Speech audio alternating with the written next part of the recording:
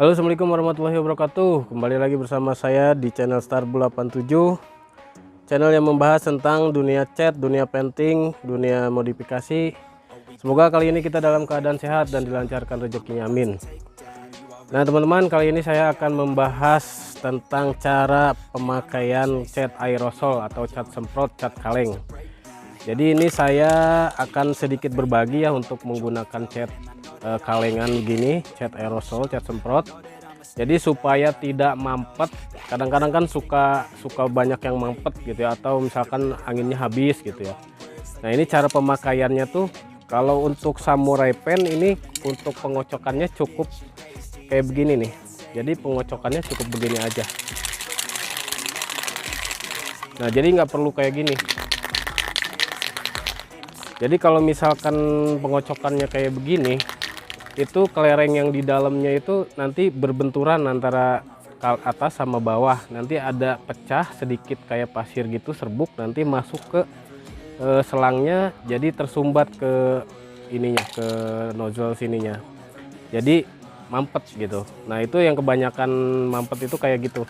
Jadi ini terlalu kenceng begini, terlalu nekan begitu. Nah biasanya di sininya tuh ada bekas. Ini saya contohin ya, ini saya contohin yang biasanya yang ngecatnya terlalu nafsu gitu ya, terlalu semangat nih. Ini ngecoknya begini misalkan. Nah ini di sini tuh ada bekas benturan kelerengnya nih. Nah kelihatan nggak? Nih, ini ada, kelihatan nih. Nah itu biasanya ada kelerengnya pecah sedikit-sedikit, nanti kayak pasir gitu. Nah nanti masuk ke selangnya, nanti masuk ke selang sedikit, lama-lama jadi macet. Nah itu. Nah kalau misalkan untuk penyemprotan yang ya menurut saya bagus gitu ya, jadi kayak gini aja, cukup kayak gini aja, jadi nggak usah begini. Jadi cukup diputar aja kayak gini, itu udah cukup. Nah terus kalau misalkan untuk pengocokannya itu cukup pas mau nyemprot aja. Jadi misalkan ini udah diam nih, ini udah mau mulai, misalkan ini mau ngecat media, ini mulai mau ngecat, ini dikocok dulu kayak gini. Nah ini sudah dikocok begini, udah langsung semprot. Jadi langsung semprot. Ini jangan setiap habis semprot kocok lagi gitu. Nah jangan kayak gitu, jadi cukup di awal aja. Jadi setelah awal mau nyemprot, dikocok dulu, langsung nyemprot. Ini misalkan sampai keliling, sampai selesai. Nah ini udah selesai misalkan nih. Nah ini kan si kaleng kan ditaruh kan ya, didiamkan begini. Nah ini kalau misalkan mau ngecat lagi, mau nyemprot lagi, nah baru dikocok lagi. Nah baru dikocok lagi kayak gini gitu. Jadi jangan setiap habis nyemprot sedikit kocok gitu, semprot lagi kocok. Nah itu nggak perlu kayak gitu. Itu cukup di awal aja, kalau mau nyemprot kayak gini aja di awal. Nah, baru disemprot gitu. Nah oke teman-teman, mungkin kalau untuk cara pemakaian aerosol dari saya mungkin seperti itu ya. Jadi itu sharing-sharing aja, jadi bukan saya menggurui ya. Jadi ini khusus untuk pemula. Kalau yang udah profesional sih ya mungkin udah punya cara masing-masing ya. Nah sekarang kalau untuk samurai, ini saya untuk kenalin di nozzle-nya ya. Jadi nozzle-nya ini, kepala semprotnya ini. Nah ini samurai itu ada dua tipe. Jadi ini ada nozzle yang fokus, jadi ini nyemprotnya tuh jadi fokus gitu. Kalau yang ini nozzle-nya nozzle kipas gitu, jadi kayak spray gun. Jadi ini bisa diputar. Kalau ini bisa keluarnya tuh bisa vertikal, bisa horizontal gitu. Jadi ini bisa diputar.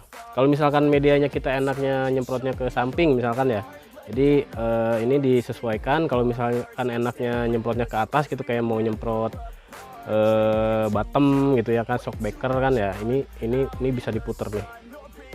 Nah ininya bisa diputar. Nah jadi seperti ini ya. Ini juga bisa dibalikin lagi, gimana enaknya. Biasanya sih kalau misalkan nozzle kayak gini, nozzle fokus itu enaknya buat nyemprot rangka motor, terus buat pelek gitu, buat media-media yang agak-agak susah gitu. Kalau misalkan untuk yang nozzle kipas ini biasanya buat media-media yang lebar gitu, kayak body, ya, yang kayak ini seperti ini nih, kayak tameng ini biasanya lebih enak pakai nozzle yang kipas ini. Ini saya peragain ya, saya contohin ya. Nah ini untuk nozzle yang kipas ya. Nah jadi keluarnya tuh seperti ini nih, jadi keluarnya tuh lebar, jadi keluarnya lebar kayak spray gun gini. Mungkin nih nggak kelihatan ya, ini nanti saya semprot dulu pakai yang hitam dulu ya, bentar ya. Nah oke teman-teman, ini medianya sudah saya hitamin dulu biar kelihatan gitu ya. Ini kan saya pakai silver, jadi biar kelihatan jelas. Nah ini kalau disemprotin tuh pakai nozzle kipas ini kayak gini nih hasilnya, kayak gini hasilnya. Ini jadi tinggal narik aja ke samping, jadi hasilnya udah lebar. Ini kalau misalkan mau ke atas, ini diputar dulu si nozzle ininya, kipasnya diputar dulu. Nah seperti ini. Nah ini baru jadi penyemprotannya ke atas begini. Jadi kalau misalkan ini nozzle-nya posisinya buat ke atas, itu jangan buat nyemprot ke samping. Kalau misalkan dipakai buat nyemprot ke samping, itu nanti ngegaris. Loh, jadi seperti ini. Jadi ini buat ke atas. Kalau misalkan mau ke samping, ini tinggal diputar lagi. Nah seperti ini. Ini tinggal ke samping, semprot ke samping. Oh, jadi seperti ini ya. Nah kalau misalkan untuk nozzle yang ini, untuk nozzle yang fokus ini, kalau ini bebas ya, ini mau ke atas, mau ke samping, mau kemana-mana bebas ini. Nah ini kalau ini,